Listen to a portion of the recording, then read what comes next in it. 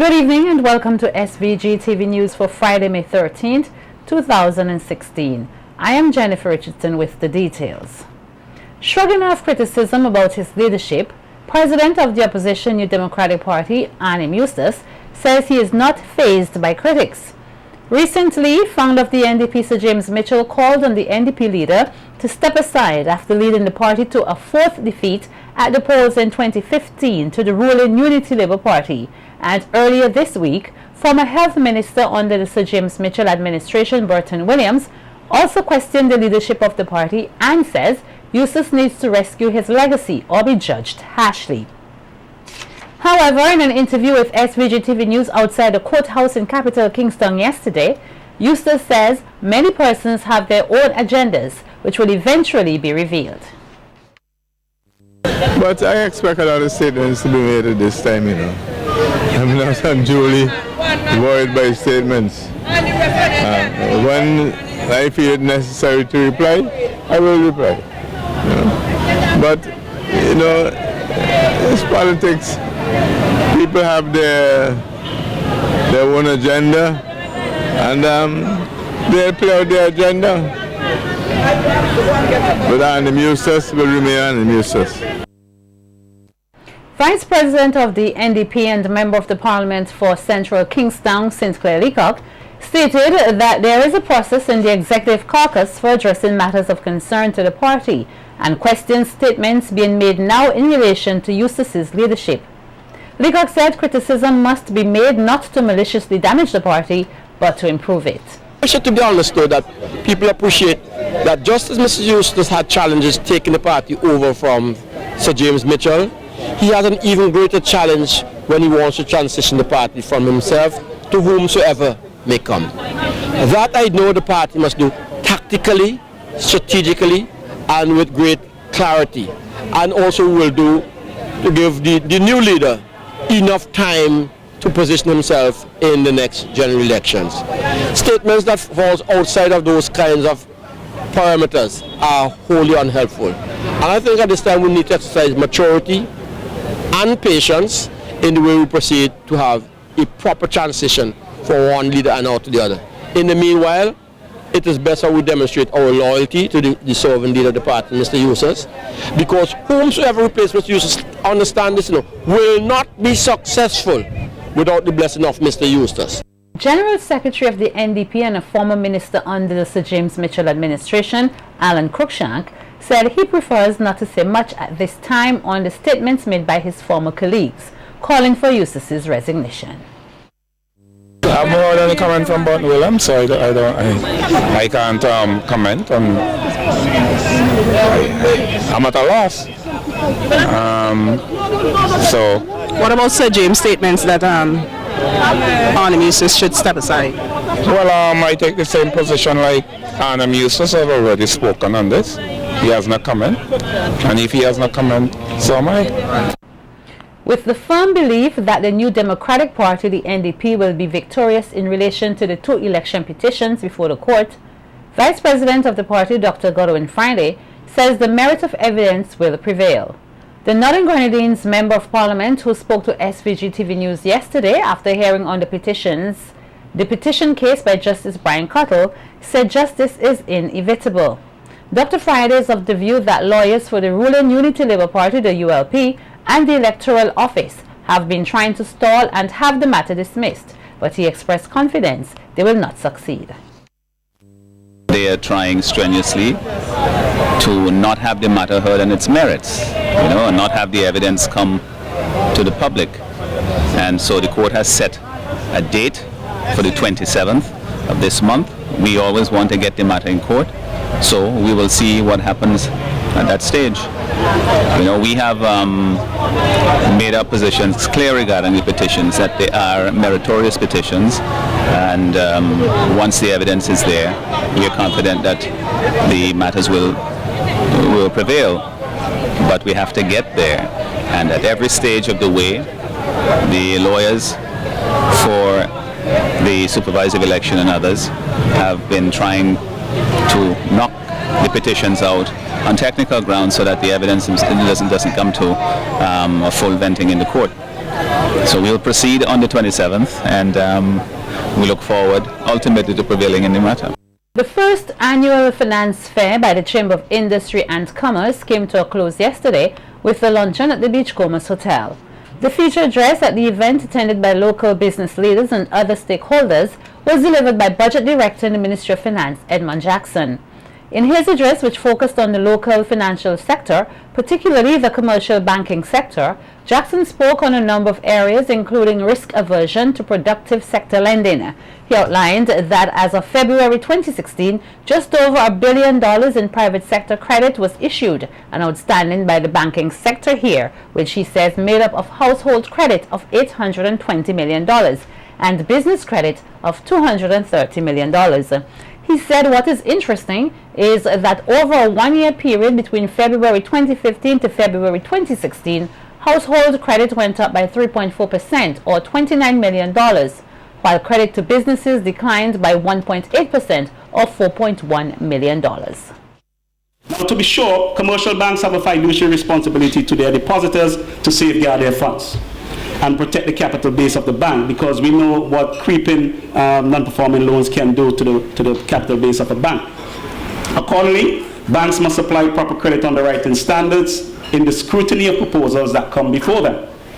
Their objective is to seek out safe lending opportunities which have a demonstrated ability to repay.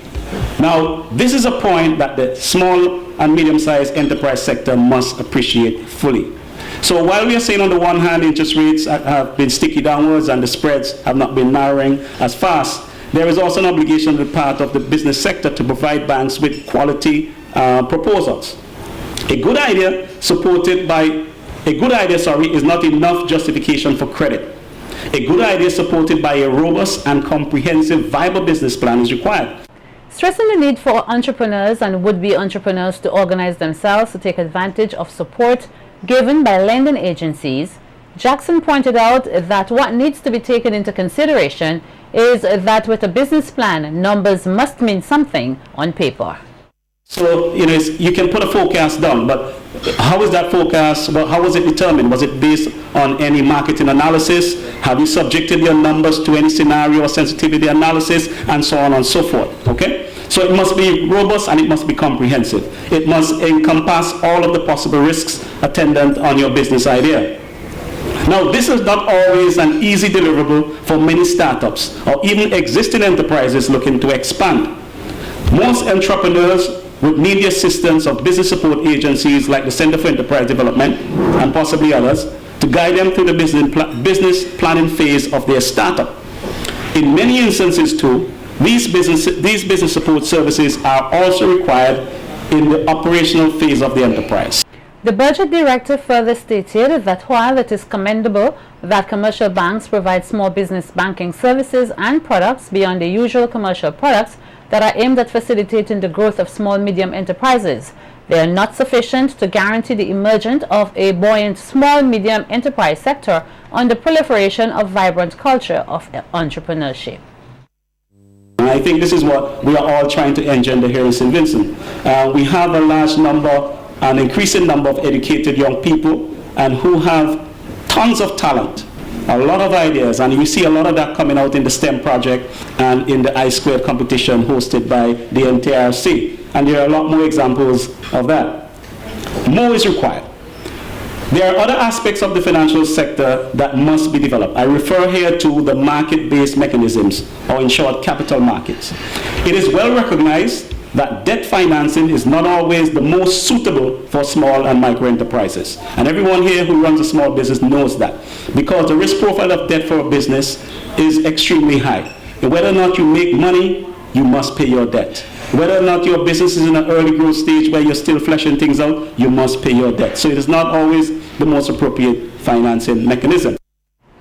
Earlier this week, several foreign affairs ministers from CARICOM who were in SVG attended the 19th meeting of Council for Foreign and Community Relations of the Caribbean Community, COFCOR, were taken on a tour of the nearly completed Argyle International Airport.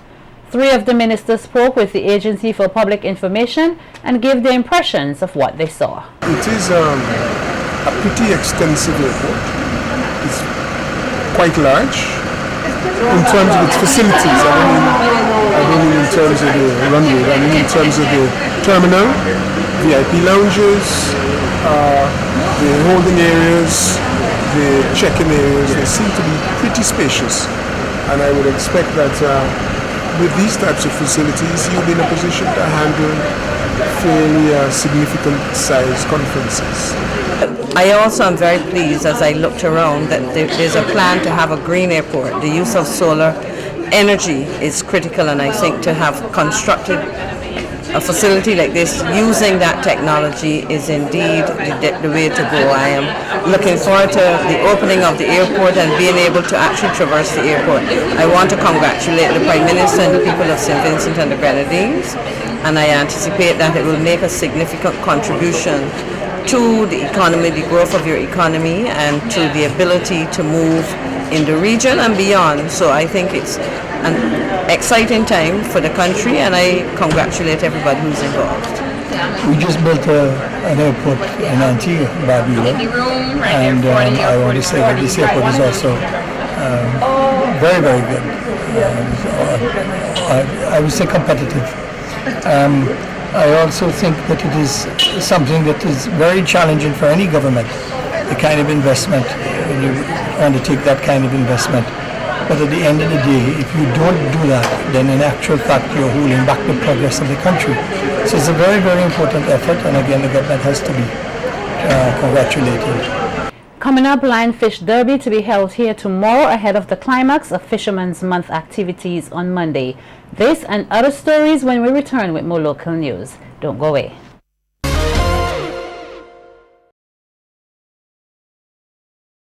Welcome back. As part of Fisherman's Day activities 2016, the National Committee will be hosting a Lionfish Derby tomorrow, May 14th, at the Calico Fisheries Complex. According to Senior Fisheries Officer Chris Isaacs, not only is this competition geared towards eradicating lionfish that has been in our waters for the past 4 to 5 years, but it will also give stakeholders, spearfishers and dive shop operators a chance to be a part of the fishing competition during the month of activities. Isaac said fishers will be going out from 4 a.m. and returning at 4 p.m. at the Calico Fisheries Complex, where judging will take place. He said the judges for the day will be from the Fisheries Division, members of the Ministry of Agriculture, as well as the Ministry of Tourism. Registration is ongoing, and interested persons can register at the Fisheries Division, upstairs the Kingston Fishing Center.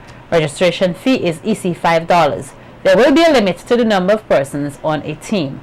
Meanwhile, the culmination of this year's Fisherman's Day activities will take place on Monday, May 16th at the Calico Playing Field and Fisheries Complex. The 2016 Fisherman's Day celebrations are being hosted under the theme Illegal Fishing and Climate Change are Threats to Livelihood and Food Security. But against all odds, we will prevail, with the slogan, Respect the law, report the catch, protect your livelihood.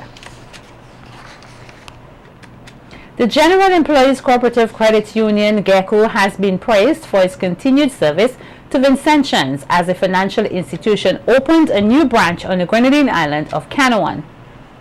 Speaking at the opening, Director of Grenadines Affairs Edwin Snag praised GECO for its commitment to offer services to all Vincentians, noting that the credit union movement is run by the people for improvement of the people. Other institutions are pulling out from certain areas because they do not possess the same interest as the credit union has. Because the credit unions has come from the bowels of the people. There is no financial institution that meets the needs of any people like the credit union. Because they have different interests. Somebody once said that banks and other institutions doesn't have a soul. The credit union has that. Because the credit union is made up of people who is seeking after the interests of the very people. It's a family.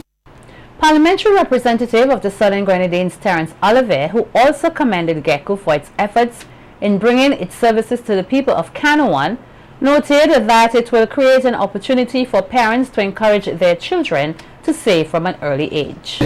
Parents, you will now have the opportunity to teach your children how to save. It is very important that we do that. Because, you know, sometimes children inherit things. They didn't work for it. At the end of the day, it is squandered because they didn't know how it comes. Here you have the credit union here. You can then encourage your child to save by making sure that they are a member of the credit union. By using the services of GECO, you will be able to teach them on a daily basis and a monthly basis how to save. And the amount that they can save and make the credit union work for them. It is very important that we do that. Also speaking at the opening was Minister of National Mobilization, Frederick Stevenson, who praised the GECO for its thrift program, which he says has been a great success. And I'm happy that we have a branch now of GECO here so that we can further encourage the children in the primary schools here in Union Island, in Canouan, to put something into the credit union movement. As of last week, the total savings in relation to thrift, that is the savings that children put into, and GECO, I believe, services more than half of the schools in St. Vincent and the Grenadines as part of that thrift program. We have a saving of over $1 million. That is a significant achievement in terms of savings for thrift. Norris Gums, a 52-year-old resident of Otterley Hall and an employee at the Camden Park Port Authority, was this morning ordered to pay a fine of $500 forthwith or face a 2-month jail term at Her Majesty's Prison. The fine was imposed by Senior Magistrate Bertie Pompey after Gums appeared at the Kingston Magistrate Court and pleaded guilty to the offence of unlawful and maliciously wounding 35-year-old Kathy Ann Walters of Lago Heights on May 8, 2016 in capital Kingstown. The court heard that Gums and Walters previously shared a common law relationship. Reports are that on the date in question, Gums met Walters in Kingstown and is said to have approached her and said something to her. It was during such time that Gums held on to Walters and bit her on her cheek, resulting in a wound.